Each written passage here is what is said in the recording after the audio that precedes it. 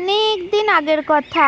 একসময় সুন্দরবন নামক একটি জঙ্গল ছিল, আর সেই জঙ্গলের মাঝখানে একটি পুকুর ছিল। আর সেই পুকুরে বসবাস করত একটি ভয়ঙ্কর ডাইনি। আর কেউ এসে সেই পুকুরে নামুক, এটা সেই ডাইনিটি একদমই সহ্য করতো না। একদিন একটা পাখি সেই পুকুরে আসে এবং ডাইনি সেটা দেখতে পেয়ে সেই পাখিটিকে একটি পাথরে পরিণত করে। এইভাবে দেখতে দেখতে বেশ কিছুদিন কেটে যায়। আর একদিন একটি টুনটুন পাখি সেই পুকুরে আসে জল খাওয়ার জন্য। কিন্তু সেই ডাইনিটি সেই টুনটুনকে দেখতে পেয়ে যায় এবং সে জাদু করে একটি গাছে পরিণত করে দেয় টুনটুনকে। আর এদিকে বাড়িতে টুনটুনের মা টুনটুনের জন্য অপেক্ষা করতে থাকে এবং সে মনে মনে বলতে থাকে, হে ঈশ্বর, আমার মেয়েটা কোথায় গেল?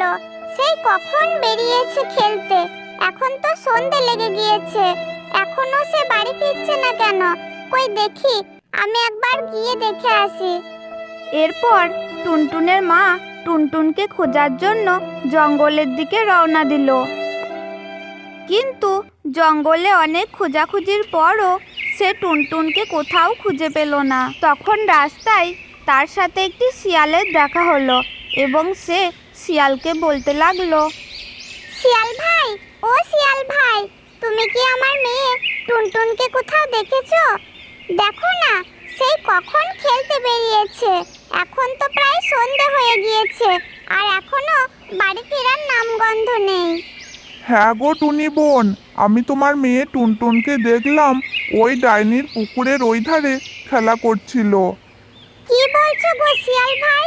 ওই পুকুরে তো একটা ভয়ঙ্কর ডাইনি থাকে। আমি ওকে কতবার বলেছি, ওইদিকে যাস না, ওইদিকে যাস না।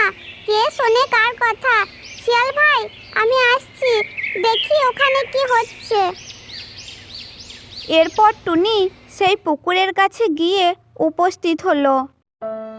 মা, ও মা, তুমি এসেছো? দেখো না, একটা ডাইনি আমাকে এই রকম গাছ বানিয়ে দিয়েছে।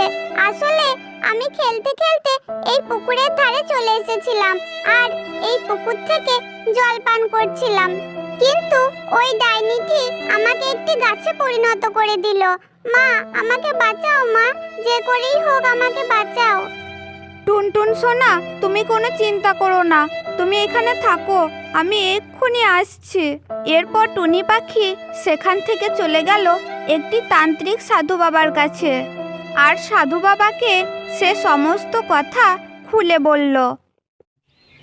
এরপর সেই তান্ত্রিক তার জাদুমন্ত্র দিয়ে সেই টুনটুন পাখিকে আবার আগের অবস্থায় ফিরিয়ে আনে এবং তারা সবাই মিলে তাদের নিজেদের বাড়িতে ফিরে আসে। তো বন্ধুরা, আমাদের এই ভিডিওটি তোমাদের কেমন লাগলো? যদি ভালো লাগে তাহলে অবশ্যই চ্যানেলটাকে একটি সাবস্ক্রাইব করে দেবে এবং একটি লাইক করে দেবে। ধন্যবাদ সকলকে।